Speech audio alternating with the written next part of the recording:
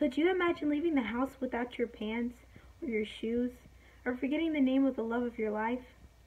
People with Alzheimer's have to face the fact that they may endure things similar or worse than that every single day of their lives.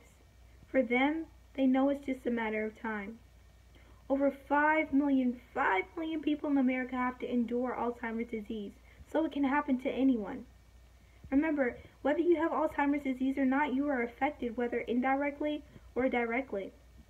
Alzheimer's is a heartbreaking, serious disease, but there are things that we can do to help people with Alzheimer's disease feel most comfortable in a way that's most suitable for their case.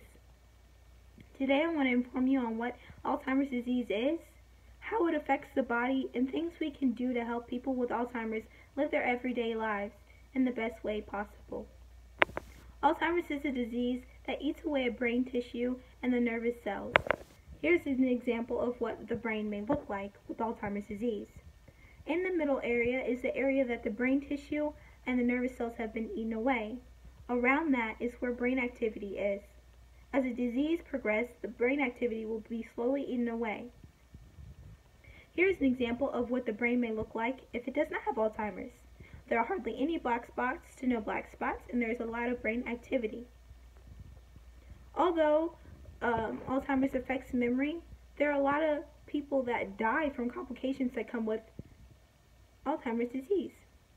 A lot of time it affects the immune system, and so some people get pneumonia and other sicknesses that they end up dying from. But memory loss isn't the only thing that Alzheimer's affects. A lot of the times the brain cannot communicate with other parts of the body. It cannot communicate to the mouth to tell it to speak, or the throat to help it swallow, or to run, or to talk, or anything else. Remember that Alzheimer's also affects families and other people around them. There's a lot of grief and sorrow that goes into Alzheimer's disease. They are affected not only emotionally, but physically. In a case, according to MD Harry Brody, caregivers have an increased of risk when dealing with Alzheimer's patients. They can have cardio problems or issues. They can have poor sleeping patterns or an immunity problem. There are also growing expenses that go into dealing with people with Alzheimer's. You have to think about the money that it goes into for personal caregivers, to be in a nursing home, or medical bills or pharmaceutical bills. It adds up. But there are also many ways to help people with Alzheimer's disease.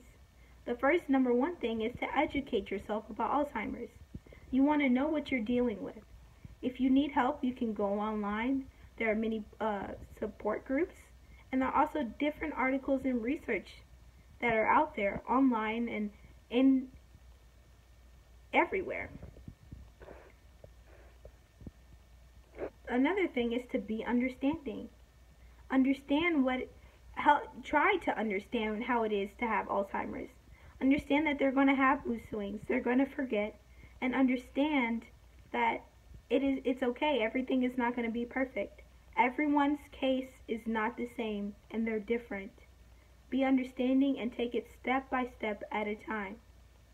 Remember, Alzheimer's isn't an easy disease. There's a lot of suffering that goes into disease, and the disease that has to do with the occupant and with their families and everybody else around them, whether they're caregiver, their family member, or just a friend.